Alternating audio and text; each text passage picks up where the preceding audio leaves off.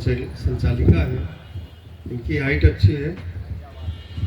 आज के सभा अध्यक्ष आदरणीय श्री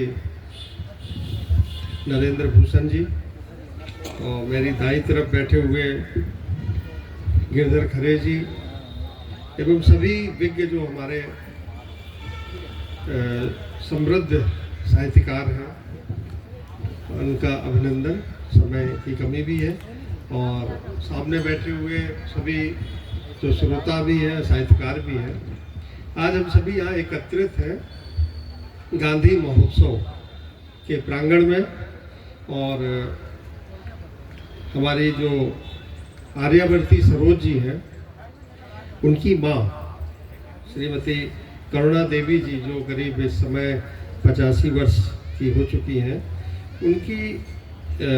उनके नाम पर करुणा साहित्यिक, सांस्कृतिक एवं सामाजिक संस्था आर्यावर्ती जी ने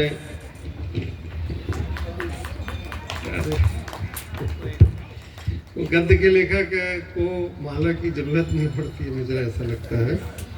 और बहुत धन्यवाद, आपने मुझे इस लायक समझा। देखिए, हम लोग गांधी महोत्सव के प्रांगण में हैं और एक लेखक को बड़ा समदर्शी होता है। लेखक, कवि, जैसे सूर्य की रश्मियाँ होती हैं, वो कोई भेदभाव नहीं करती हैं। वो धरा की हर कोने में, हर जगह जहाँ तक प्रकाश जाता है उसे प्रकाशित करती है। तो सच्चा लेखक कवि वही है जो समान रूप से अपने लेखन में अपनी बात रखे। मैं इतने बड़े महान कवि जिनको हम लोग छोटे बचपन में पढ़ के बड़े हुए हैं, आदरणीय हरिओध जी, सभी लोग जानते होंगे।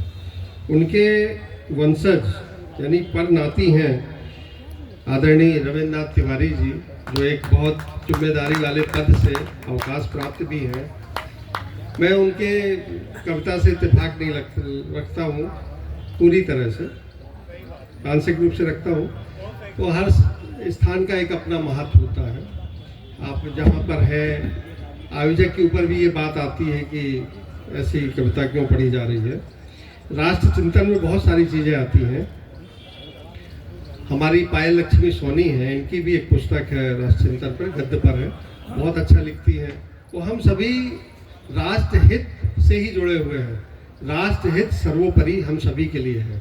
एक लेखक को, कवि का दायित्व है कि वो ऐसा लिखे जिसमें परहित की भावना हो और राष्ट्र हित की भावना हो। आर्यावर्ती सरोज जी की इस लघु बाल कहानी संग्रह को कोई भी कुछ देर में पढ़ सकता है। और मैंने इनका एक मोटा उपन्यास पढ़ा है सबसे पहले, छोटी मालकिन, जिस पर मैंने अपनी माताजी की स्मृति में सम्मानित भी किया उसी पुस्तक को। तो वो एक उपन्यास का एक बड़ा अच्छा फलक होता है। गद्य है, कहानी है, भूगोल है, समसामयिक स्थितियाँ हैं, पारिवारिक है, सामाजिक है, बहुत चीज़ें होती हैं। पर जो कहानी होती है वो बहुत छोटी, अपनी एक संदेश दे देती है, कम शब्दों में, 1500 शब्दों में। तो इसमें तो और कम शब्द हैं, पर जो बाल मनोविज्ञान का प्रयोग है इस छोटी छोटी कहानियों में, तो ये बच्चों जब पढ़ेंगे तो उनके लिए कोई ना कोई प्रेरणा बनेगी और शिक्षाप्रद कहानियाँ हैं। उसके लिए मैं उनको साधुवाद देता हूँ। वो कविताएं भी लिखती हैं।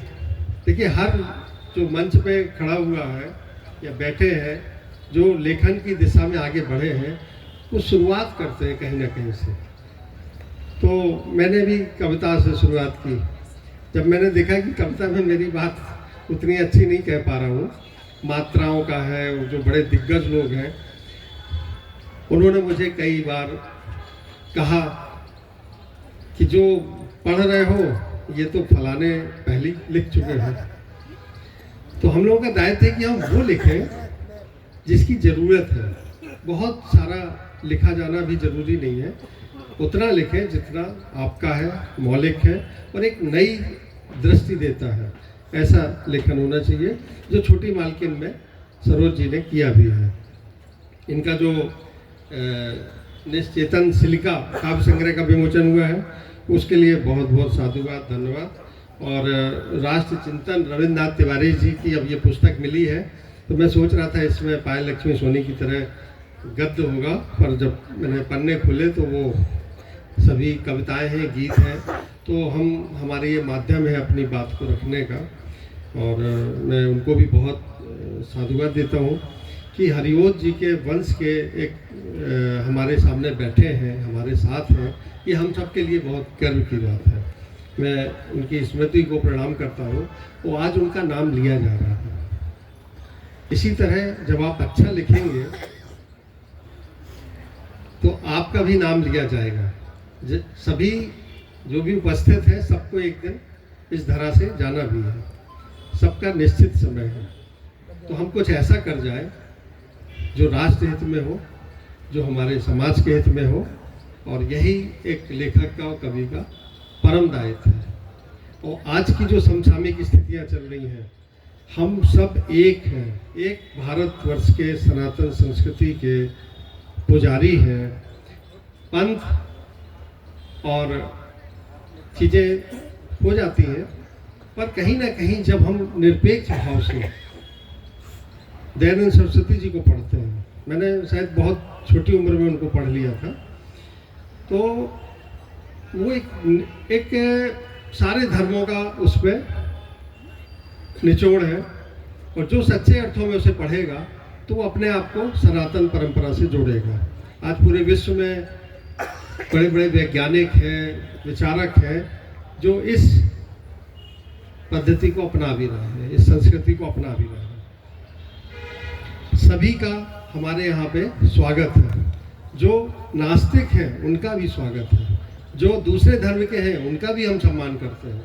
तो ऐसी हमारी संस्कृति है, परंपरा है, उसका हम सभी लेखक कवि निर्वहन करें, और परस्पर प्रेम हो, सद्भाव हो, और जो उपेक्षित वंचित हैं उनकी आवाज़ बने, चाहे वो कोई भी विचारधारा के हों। सारे सबका मूल एक है। अगर हमारा देश रहेगा, हमारा धर्म रहेगा, तो सब कुछ अच्छा रहेगा। जब देश ही नहीं रहेगा तो हम सबका कोई अस्तित्व नहीं है। हम लोग अपना अपना हित। बहुत सुंदर सर, बहुत सुंदर, बहुत धन्यवाद। तो ये कोई ऐसी बात नहीं है, बस एक छोटा सा चर्चा हुई। मैं आप सबका बहुत आभारी हूँ, और कि इतने अच्छे श्रोता यहाँ बैठे हैं और सुन रहे हैं। और अब हमारे अध्यक्ष जी आएंगे। अध्यक्ष जी उद्बोधन के बाद धन्यवाद होता है, और धन्यवाद के बाद समापन होता है। तो एक 15-20 मिनट की बात हो रही है। जय हिंद, जय भारत। बहुत सुंदर सर के लिए जोरदार तालियां हो जाएं। मैं